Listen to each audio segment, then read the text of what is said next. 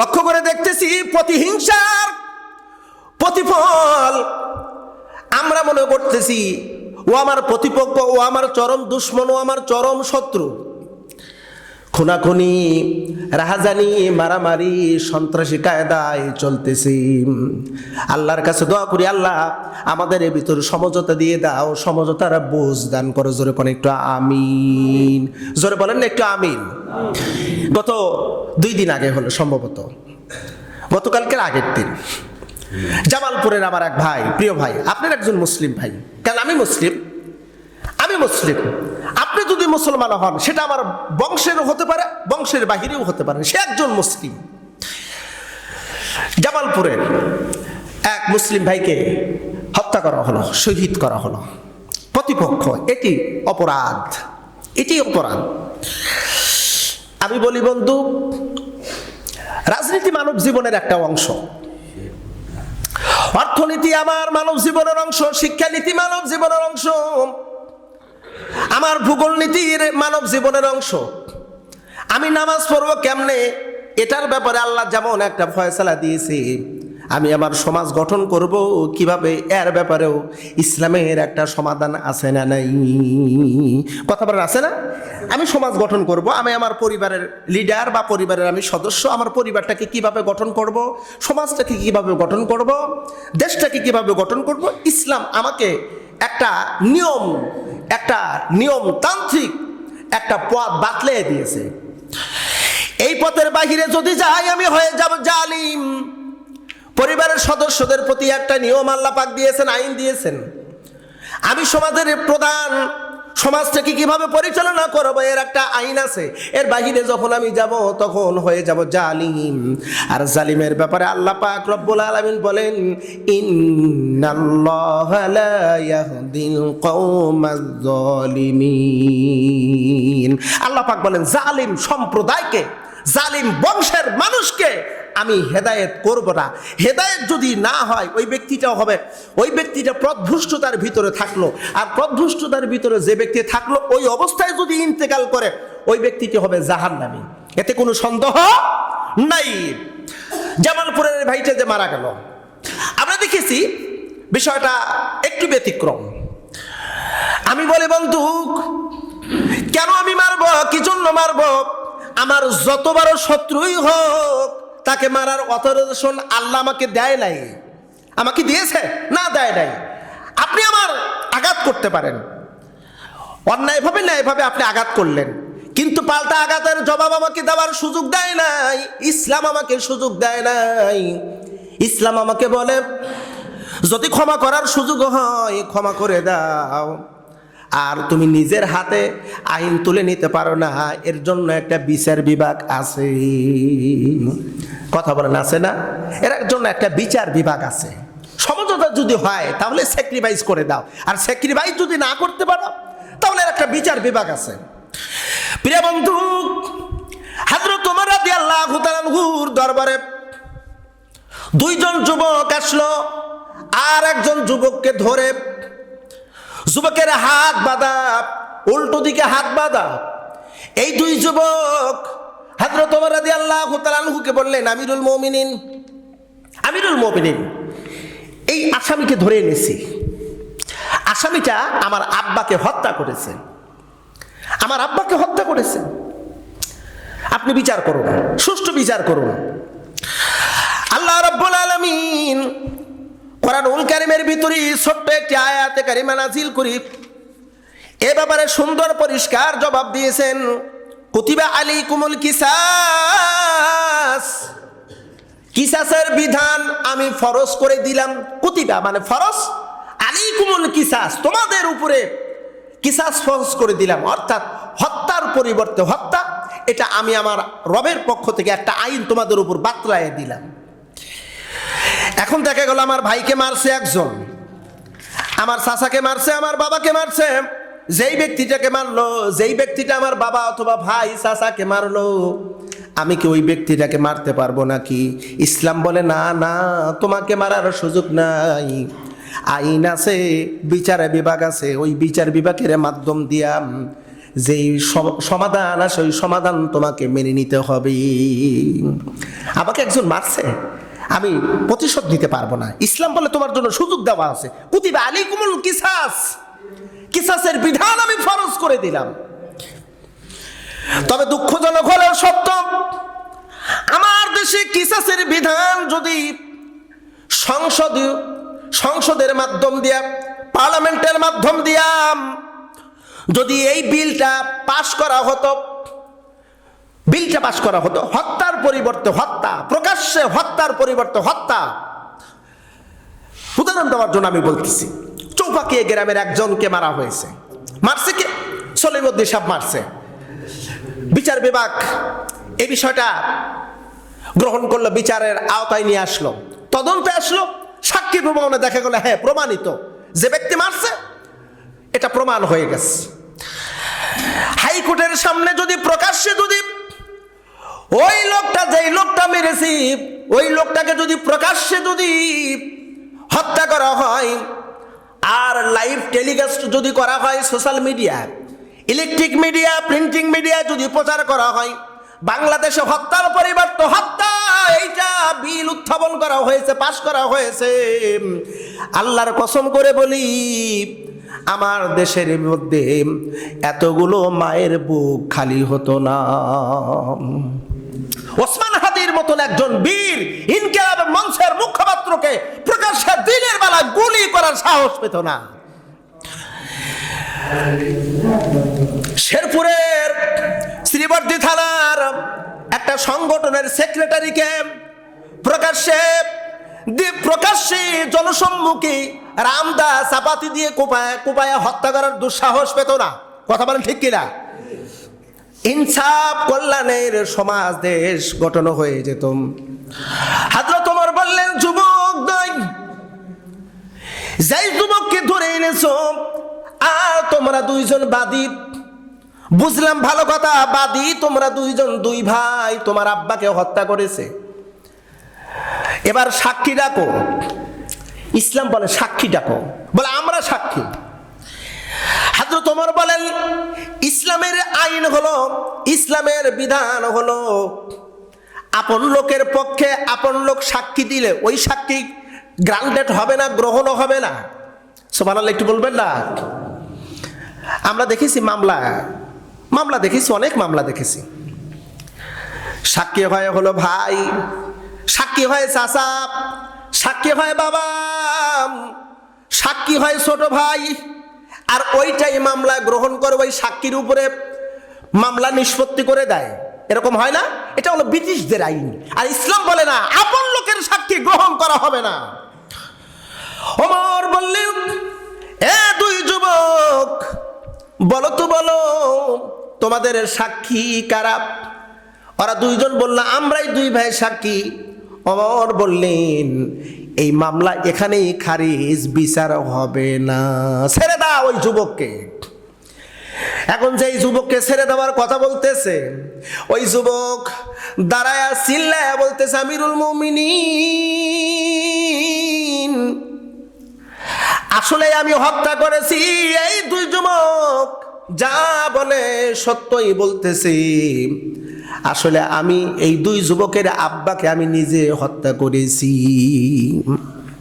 ওমর বললেন, তুমি তো পাগল, তুমি যে পাগল তার প্রমাণ হলো এইটা। তুমি ভালো করেই জানো হযরত ওমর রাদিয়াল্লাহু তাআলা আনহুর বিচার কি।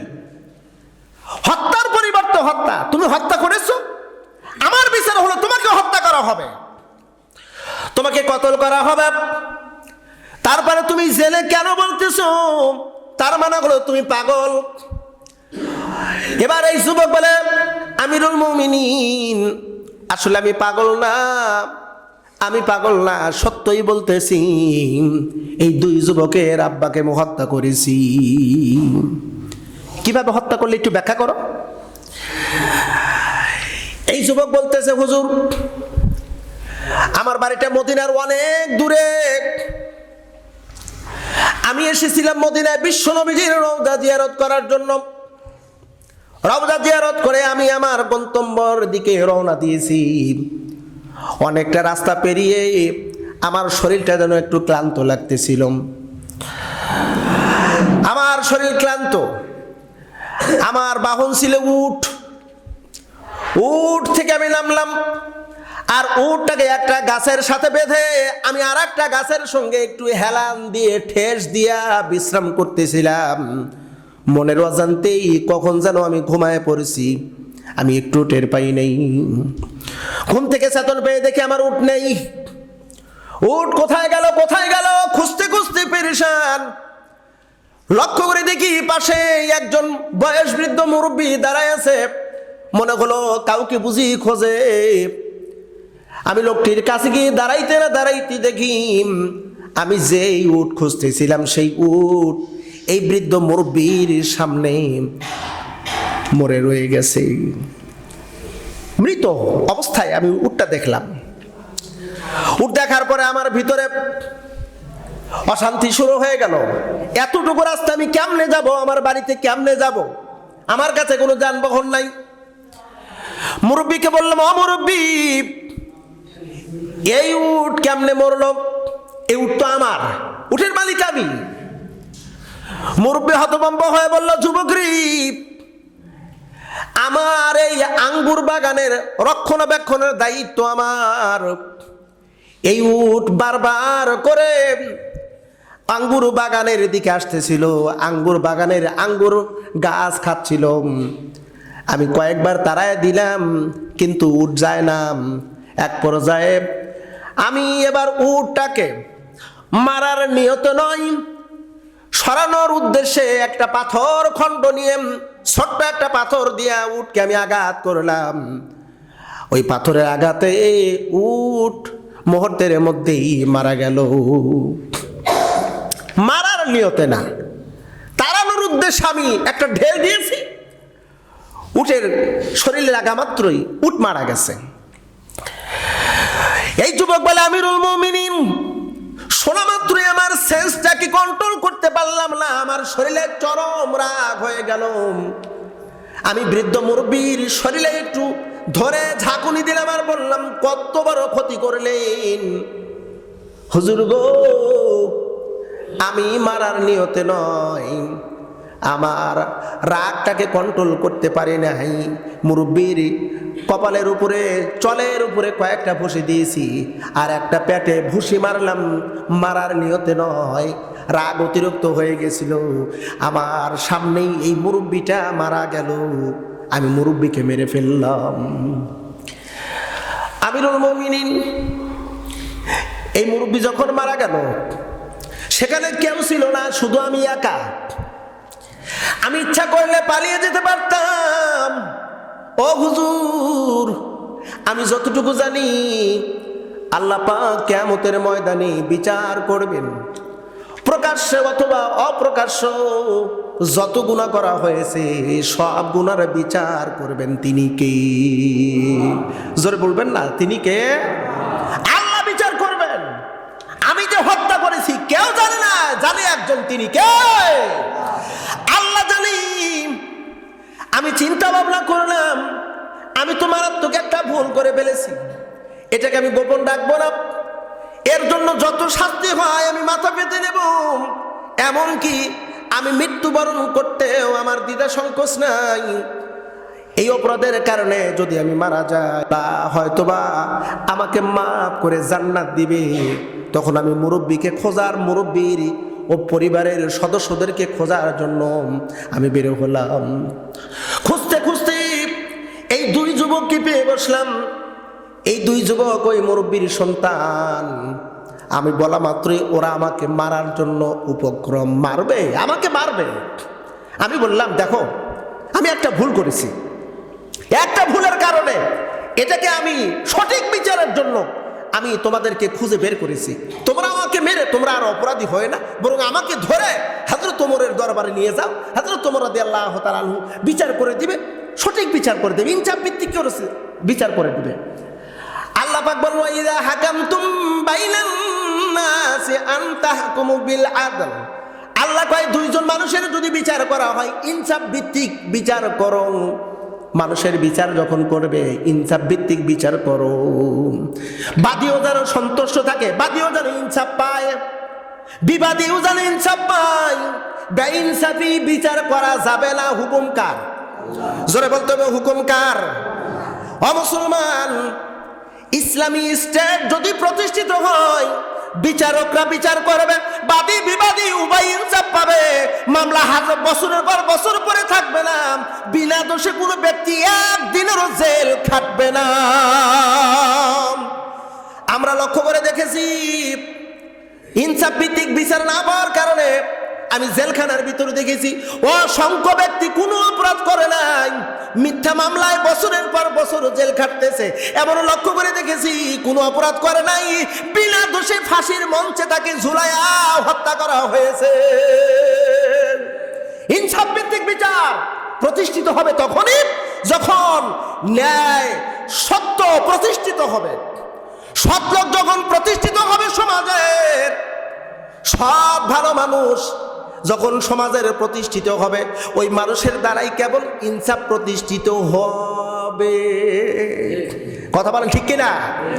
আর সুদখোর, ঘুষখোর, বেনামাজি, দুর্নীতিবাজ, চাঁদাবাজ, দখলবাজ, সন্ত্রাস, এই সমস্ত ব্যক্তিরা যদি সমাজের দায়িত্ব পায়, সমাজের নেতৃত্ব পায়, ওই লোকের মাধ্যম দিয়া কিয়ামত হয়ে গেল ইনসাফ প্রতিষ্ঠিত হওয়া সম্ভব নয়।